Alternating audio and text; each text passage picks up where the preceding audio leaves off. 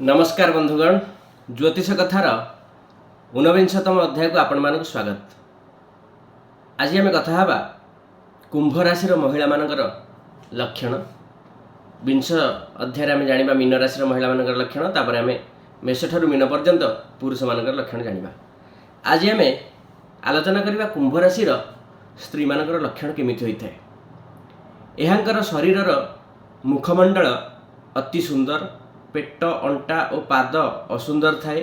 चेहरा मलिन हेले भी आकर्षणीय, बड़ मानमर्यादा, प्रिय एवं पुत्रकन्या सुख। प्रथम जीवन रे केतेक दुख थिले भी पर बहु धन संपद और सुख भगिनी होइथांती कुंभ राशि महिला माने। ठीक सेमिति शुभ कर्मकारिणी, मात्र बड़ मानिनी, बार ओषा व्रत उपवास पालन रे तत्पर। घरे पुरुष लोक नथिले मध्य घर चलाइबारे एमाने दक्ष।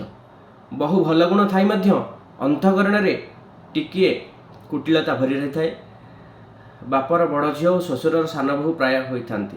धनिष्ठ नक्षत्र जात नारी बड़ चतुरी और बुद्धिमती हुअंती। शतभिषा नक्षत्र नारी ठारे पुरुषोचित प्रकृति देखा जाए। आसंता अध्याय में जानिबा मीन राशि महिला मानकर लक्षण। विदाय दियंतु। नमस्कार।